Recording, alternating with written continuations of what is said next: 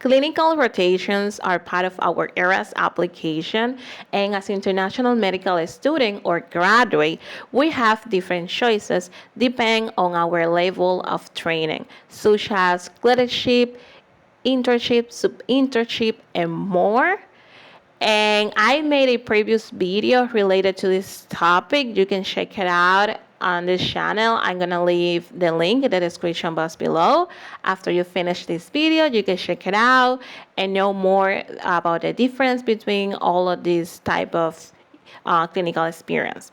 So depending where are you gonna apply, if in a hospital, a university hospital, in a community hospital, or so on, if a private practice, and more, they're gonna ask you for different types of documents.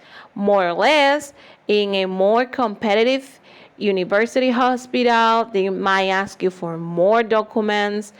Maybe in a community hospital, they won't ask you for that much. If it's a private practice, they won't ask you for a really huge amount of document. But I'm going to tell you the most common type of document that is they might ask you for. TOEFL or any of the USMLE. TOEFL is a English language test that is going to evaluate your level of English in a university area or in university environment.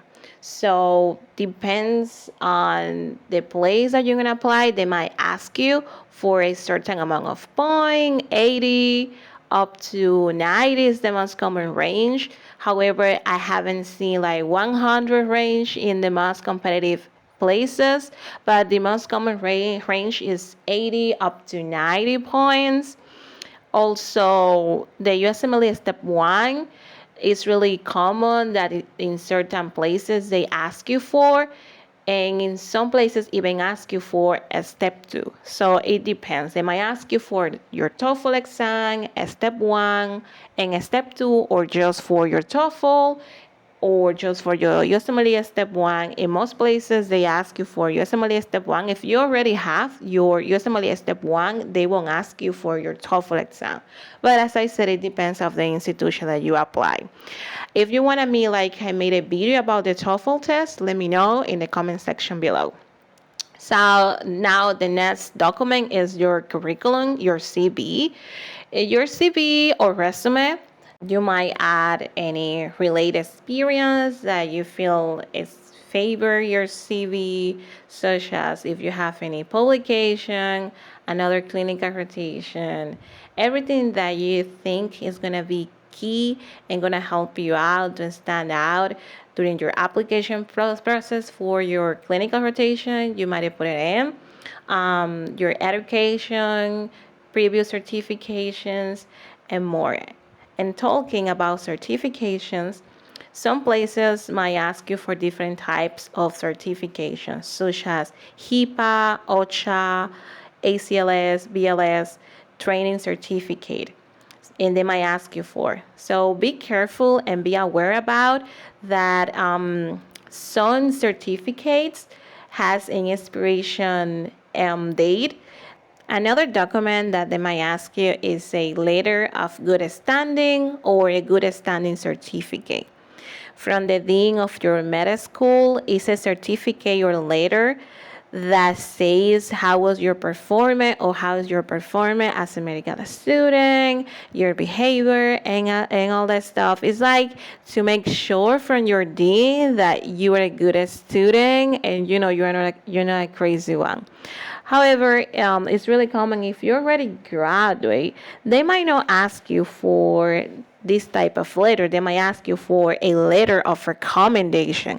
It's going to be like a writing recommendation from your supervisor, your HR department, or even the director of the institution that you're working. So what else? Personal statement slash essay. A personal statement is going to be like a sum up of why are you going to apply, why you apply. Basically, it's why you apply to the institution, your future plans, how this rotation is going to impact your application, what you're looking for, with that application in that institution. You can look at it about personal statement. Also, you can talk about yourself, talk about who are you, why you study medicine, and more. It's like a compilation of sum it up, and like compilate your goals, your past, why you choose med school and all that stuff. You can look it up on Google, how to do a personal statement. What else? Also, if you already graduate, they might ask you for a medical school diploma. If you are a student, you don't have a diploma, so never mind about it. But if you're a graduate, they might ask you for a medical school diploma. Also, they might ask you for a transcript. Some places ask you for your USMLE transcript for your USMLE transcript, and some places ask you for your regular med school transcript. Immunization form. They might ask you for proof of your vaccination from childhood, also flu, Hep B, and more. There is a form that is called immunization form. I'm gonna leave the link in the description box below so you can see how is the form. It's really important because most places ask you for your immunization form and proof of. And even some places ask you for chest x-ray.